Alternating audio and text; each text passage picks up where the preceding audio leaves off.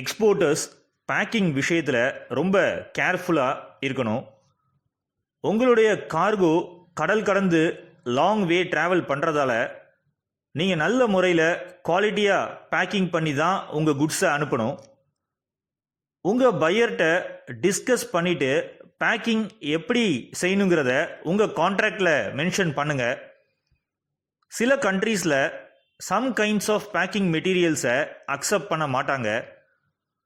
So நீங்கள் உங்கள் பையர்கிட்ட எப்படி பேக் பண்ணணும், எந்த மாதிரி பேக்கிங் மெட்டீரியல்ஸ் யூஸ் பண்ணணும் அப்படின்னு நல்லா டிஸ்கஸ் பண்ணி ஃபைனலைஸ் பண்ணுங்கள்.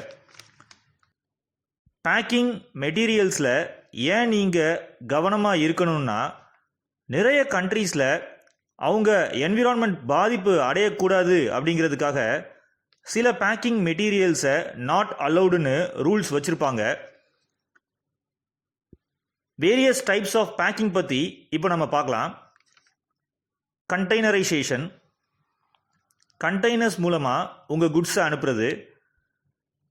20 ஃபீட் கண்டெய்னர்ஸ் அண்ட் 40 ஃபீட் கண்டெய்னர்ஸ்னு ரெண்டு விதமான அளவுள்ள கண்டெய்னர்ஸில் தான் மேக்சிமம் ஏற்றுமதி நடைபெறுது. இந்த மாதிரி கண்டெய்னர்ஸில் வைக்கிற குட்ஸை wooden cases, corrugated boxes and cushioning materials, அப்புறம் ஸ்டீல் ட்ரம்ஸ் மூலமாக பேக் பண்ணுவாங்க. பேக்கிங் பற்றி நீங்கள் தெரிஞ்சுக்கிடணும் அப்படின்னா நீங்கள் சென்னையில் இருக்கிற இந்தியன் இன்ஸ்டிடியூட் ஆஃப் பேக்கிங் அப்படின்ற கவர்மெண்ட் நிறுவனத்தை காண்டாக்ட் பண்ணுங்கள். இந்த இன்ஸ்டியூட்டோட வெப்சைட் லிங்க்கை நான் கீழே டிஸ்கிரிப்ஷன் பாக்ஸில் கொடுத்துருக்கேன். அவங்க உங்களை கைட் பண்ணுவாங்க.